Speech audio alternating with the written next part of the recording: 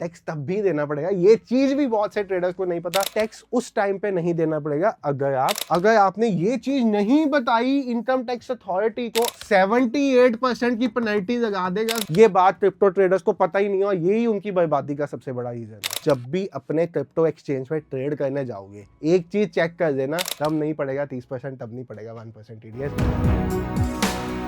तो hello everyone, forex धाम की एक नई वीडियो में आप सब भाइयों और बहनों का बहुत बहुत स्वागत है। भाई ट्रेडिंग का जब भी नाम आता है ना, तो एक नया ट्रेडर जो आता है मार्केट में या पुराना भी हो जाता है, उसके माइंड में सबसे पहला सवाल पता क्या आता है? इंडिया में रहते हैं भाई, टैक्स कितना देना पड़ेगा। इनफैक्ट इंडिया में रहते हुए हर सिटीजन में जब भी कोई नया बिजनेस शुरू करना हो ना, तो सबसे पहले माइंड में एक ही चीज आती है, टैक्स कितना देना पड़ेगा। और आज के टाइम पे भी सब इंडियन मार्केट को छोड़ के शिफ्ट हो रहे हैं क्रिप्टो और फॉरेक्स की तरफ। तो सबके माइंड में पहला सवाल आता है, भाई मैं क्रिप्टो ट्रेडिंग करूंगा, कितना टैक्स लगेगा? मैं फॉरेक्स करूंगा, कितना टैक्स लगेगा? तो आज भाई आपको मैं टैक्स के ऊपर सारी क्लैरिटी दे दूंगा कि आप इंडिया में रहते हो, आपको कितना टैक्स देना पड़ेगा। टैक्स बचाने के लिए यूएई जाओगे तो क्या करना पड़ेगा, टोटल इन डिटेल एक एक टैक्स के रिलेटेड इंफॉर्मेशन। हाँ, मैं यहाँ पे स्टॉक्स के ऊपर टैक्स जो लॉन्ग टर्म शॉर्ट टर्म होता है उसको डिस्कस नहीं करूंगा, क्योंकि मैं इक्विटी का ट्रेडर नहीं हूं। मैं आपसे यहाँ पे सिर्फ और सिर्फ क्रिप्टो, फॉरेक्स मेनली और हल्का सा अगर आप इंडियन डेरिवेटिव्स में ट्रेड करते हो उसका भी आपको आइडिया दे दूंगा। बट इस वीडियो की शुरुआत करें उससे पहले भाई अपने बारे में भी बता दूं। मेरा नाम है संचित, चैनल का नेम फॉरेक्स धाम। हमारा काम आपके लिए ट्रेडिंग रिलेटेड एजुकेशनल कंटेंट बनाने का। आपको सीखना है ट्रेडिंग ए से लेके जेड तक फ्री में, बिना कोई अकाउंट ओपन कराए। भाई वो सिस्टम नहीं अकाउंट ओपन कराओ आ जाओ यहाँ पे ना, ट्रेडिंग सीखना है ए से जेड बिल्कुल फ्री में। आप जा सकते हो हमारी ट्रेड विद संचित ऐप पे, जो आपको प्ले स्टोर पे मिल जाएगी, और वहां से डाउनलोड करके हमारे कोर्स में एनरोल करा के ₹0, एनरोल मतलब ₹0 में एनरोल करा के आप ट्रेडिंग सीखना स्टार्ट कर सकते हो। अब यहाँ पे बात करते हैं हम टैक्सेस के ऊपर। सबसे पहले तो स्क्रीन साफ कर देता हूँ एक बार। टैक्स, सबसे पहले जब टैक्स की बात आती है तो किस किस मार्केट की बात आती है उसकी भी एक बार बात करें कि ट्रेडर पास क्या क्या ऑप्शन होते हैं। हमारे पास यहाँ पे जो वीडियो भी देख रहे हैं आप में से भाई लोग, ऐसे भाई होंगे जो इंडियन मार्केट में फ्यूचर्स या ऑप्शन में ट्रेड करते होंगे, कुछ ऐसे भाई लोग होंगे जो क्रिप्टो में ट्रेड करते होंगे, और कुछ ऐसे भाई लोग होंगे जो फॉरेक्स में ट्रेड करते होंगे। अब यहाँ पे तो बहुत सिंपल सिस्टम है। अगर आप इंडियन मार्केट में ट्रेड करते हो फ्यूचर एंड ऑप्शन में, तो आपको क्या करना है, आपको भाई अगर आपकी इनकम टैक्सेबल लिमिट से ऊपर है, टैक्सेबल लिमिट जैसे अब स्लैब 12 लाख की कर दी गई है, पहले ये 7 लाख की थी। अगर आपकी इनकम टैक्सेबल लिमिट से ऊपर है तो आपको as per tax slab tax देना पड़ता था। और फ्यूचर एंड ऑप्शन की इनकम में सबसे बड़ा बेनिफिट जो इंडिया में रहते हुए ट्रेडर्स को मिलता था वो था भाई कि जो भी ये इनकम होती है इसमें से सारे एक्सपेंसेस आप माइनस कर सकते थे। इनफैक्ट अपने ऑफिस का चाय पानी का खर्चा, इंटरनेट का बिल, सब कुछ माइनस करके जो आपका नेट प्रॉफिट आता है, अगर वो टैक्सेबल लिमिट से ऊपर है तो आप उसमें टैक्स दे सकते थे। और इस केस में ऑडिट भी कराना पड़ता था, क्योंकि मैंने आपको बताया था फ्यूचर एंड ऑप्शंस ट्रेड करते हो तो आपकी हमेशा ना टर्नओवर होती है वो बड़ी बन जाती, 5 करोड़ से ऊपर, 6 करोड़ से ऊपर, छोटे मोटे ट्रेडर की भी। तो वहां पे टैक्स ऑडिट भी कराना पड़ता था। 44A, 44AD सेक्शन में, जो भी सेक्शन अप्लाई होता है मैं उसमें डिटेल में नहीं जाऊंगा, उस सेक्शन में आपको टैक्स ऑडिट भी यहाँ पे कराना पड़ता था। और टैक्स ऑडिट करा के जो आपकी नेट इनकम थी एज पर टैक्स, तब उस पर टैक्स देना पड़ता था, जैसे आप कोई भी बिजनेस में करते हो। तो इसको तो इंडियन गवर्नमेंट ने मानना हुआ था एक तरह का बिजनेस, कि भाई बिजनेस कर या ट्रेडर। वैसे भी आपने देखा फ्यूचर एंड ऑप्शन में 95% ट्रेडर्स तो लॉस में थे। इसमें एक बेनिफिट जो मिल जाता था, लॉस सेटअप हो जाता था। सपोज आपने पिछले 2 साल लॉस किया, इस साल प्रॉफिट कर लिया, तो प्रॉफिट माइनस पुराने सालों का लॉस, उस पर टैक्स देना पड़ता था। तो वो चीजें यहाँ पे थी, वो बेनिफिट्स यहाँ पे थे। अब हम आते हैं क्रिप्टो। क्रिप्टो का नाम सुनते साथ तो ट्रेडर के माइंड में पता क्या आता है, भाई साहब 30% टैक्स, 1% टीडीएस देना पड़ जाएगा। बिल्कुल भी नहीं है ऐसा। आपको किसी ने आज तक क्रिप्टो ट्रेडिंग का सही तरीका बताया ही नहीं है। क्यों, समझो। अब भाई हमारे इंडियन टैक्स लॉस क्या कहते हैं? इंडियन टैक्स लॉस के हिसाब से अगर आप स्पॉट ट्रेडिंग करते हो, स्पॉट, मैं बीटीसी को बाय सेल करता हूँ, मैं सीधा किसी क्रिप्टो एक्सचेंज पे गया, जाके मैंने बीटीसी को, इथेरियम को, कोई भी मीम कॉइन को बाय सेल कर दिया सीधा डायरेक्ट। तो मुझे यहाँ पे सेलिंग पे जब मैंने इसको बेचा, मुझे 1% टीडीएस कट जाएगा। सपोज जो भी मैंने चीज थी मैंने ₹1000 में खरीदी,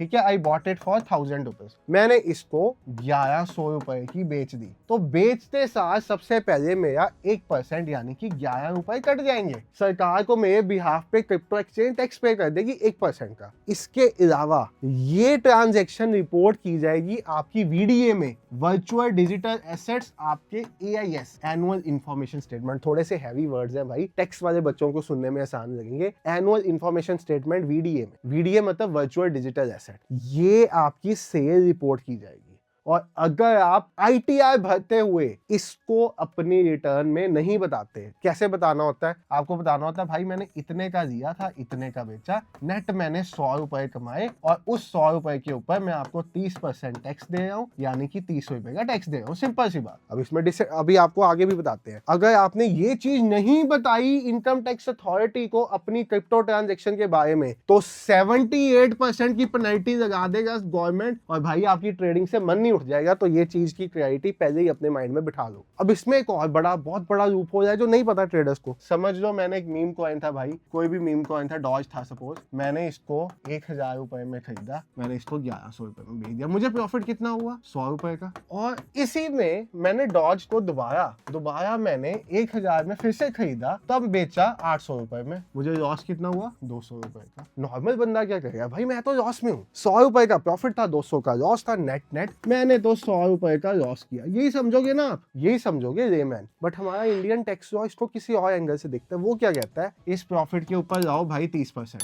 दे दो हमें 30 रुपए। ये लॉस को हम सेट ऑफ नहीं करेंगे उसमें से, यानी कि इस लॉस का ही सेटिंग ऑफ इसमें से होगी ही नहीं। हमें प्रॉफिट दिखता है, हमें सब ग्रीन दिखता है, हमें कुछ रेड नहीं दिखता आपका। इस पे 30 रुपए लाओ और ये बता दो कि आपका लॉस है चुप करके, तो इस पे कोई टैक्स हमने लगाएंगे नहीं। आसान कर रहे हैं भाई हम हमारे पे। ये है भाई लूप होल, फ्यूचर में शायद इसको ठीक कर दे। मतलब ये क्रिप्टो को ना इंडिया में प्रमोट करने का बहुत बड़ा लूप होल है। मैं कहता हूँ 30% टैक्स लगाओ, बट एटलीस्ट ये सेट ऑफ करो। अब मैं आपको इन सब का भी सोल्यूशन दूंगा कि आपको कभी 30% टैक्स और 1% TDS क्रिप्टो पे देना ही ना पड़े। उसका सोल्यूशन समझो भाई। आपको क्रिप्टो में ट्रेडिंग करना ही गलत तरीके से सिखाया स्पॉट पे। आप क्रिप्टो को ट्रेड करो फ्यूचर में। लास्ट फाइनेंशियल ईयर में इंडिया में 49 क्रिप्टो एक्सचेंजेस को FIU लाइसेंस मिला। FIU क्या है? इंडिया का फाइनेंशियल इंटेलिजेंस यूनिट है, जिसने भाई PMLA की रेगुलेशंस फॉलो कराई है 49 क्रिप्टो एक्सचेंजेस। तो इसमें डेल्टा, CoinDCX, CoinSwitch, काफी क्रिप्टो एक्सचेंजेस है जो इंडिया में लीगल है। अब इन सब एक्सचेंजेस पे फ्यूचर्स में ट्रेड करना अलाउड है, ठीक है। बाइनेंस को भी इनफैक्ट मिला लाइसेंस फ्यूचर्स में। अब फ्यूचर्स में क्या है? बहुत आसान है भाई। मैंने 100 रुपए कमाए, ठीक है,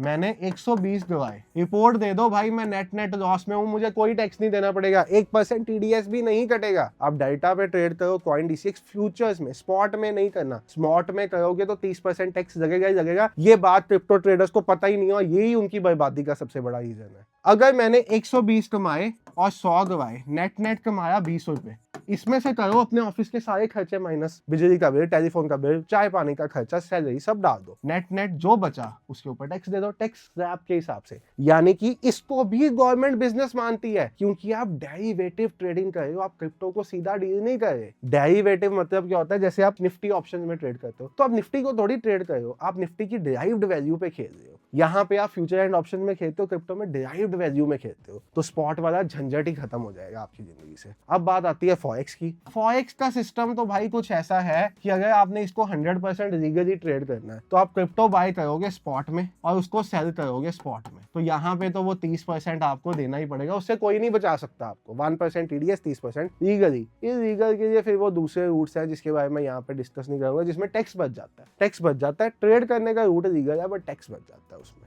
ठीक है। उसके बारे में मैं यहाँ पे ओपनली डिस्कस नहीं करूंगा, आप खुद समझदार होने चाहिए। या एक डिटेल्ड वीडियो चाहिए उसके ऊपर तो बता दो, बड़ी इसकी वीडियो होगी, बट आप लोग दबा के कमेंट करोगे तो बना दूंगा वो भी वीडियो भाई। अब बात आती है UAE रूट। सबको लगता है भाई मैं ट्रेडिंग में कुछ कर दिखाऊंगा तो मुझे दुबई शिफ्ट हो जाना चाहिए। क्या इतना आसान है? आपसे उसकी भी बात करते हैं। अब दुबई में क्या है? अगर आप, यही कहा जाता है ना एमिरेट्स आईडी, भाई मैं आपको अपने बारे में बता दूं, I am a golden visa holder of Dubai. मैं इंडिया और दुबई के बीच में आना जाना लगा रहता है। अब मैं 6 महीने से नहीं किया बट लगा रहता है। तो भाई दुबई अगर आप गोल्डन वीजा ले लेते हो या एमिरेट्स आईडी बनवा लेते हो, तो आप फॉरेक्स को लीगली कर सकते हो, क्रिप्टो को लीगली कर सकते हो। टैक्स तब भी इंडिया में देना पड़ेगा। इंडिया में टैक्स उस टाइम पे नहीं देना पड़ेगा अगर आप टैक्स रेजिडेंट UAE के बन जाते हो। ये टर्म के बारे में आपका CA आपको बेटर समझा पाएगा, बट मैं आपको शॉर्ट में बता देता हूँ भाई, क्योंकि मेरा भी बैकग्राउंड CA वाला ही है। मैं आपको शॉर्ट में बता देता हूँ। अगर आप टैक्स रेजिडेंट UAE के बन गए, उसके लिए आपको करना क्या पड़ता है? इंडिया से 182 डेज बाहर रहना पड़ता है,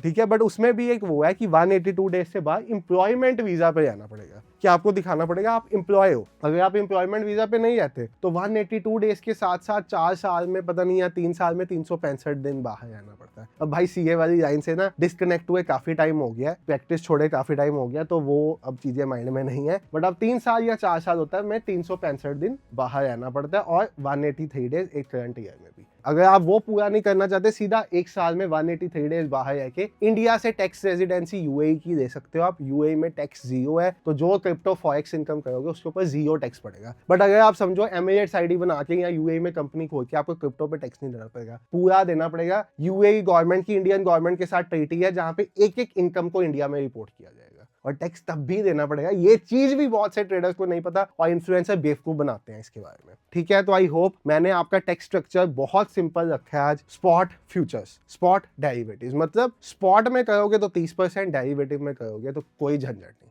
तो अब आप जब भी अपने क्रिप्टो एक्सचेंज में ट्रेड करने जाओगे, एक चीज चेक कर देना कि आप स्पॉट में ट्रेड ना करके फ्यूचर्स में ट्रेड कर रहे हो। तब नहीं पड़ेगा 30%, तब नहीं पड़ेगा 1% टीडीएस। वीडियो अच्छी लगी, समझ में आया, कुछ ऐसा लगा आपके लिए इन्फॉर्मेशन था, लाइक दोस्तों के साथ शेयर और कमेंट करके जाना और कैसी वीडियोस देखना चाहते हो, कैसा नॉलेजेबल कंटेंट चाहिए, क्योंकि मैं आपके लिए हर फ्राइडे और सैटरडे एक ऐसी वीडियो मॉर्निंग में लाता रहता हूँ। Thank you so much for watching the video. Bye everyone, take care, have a great day, good night.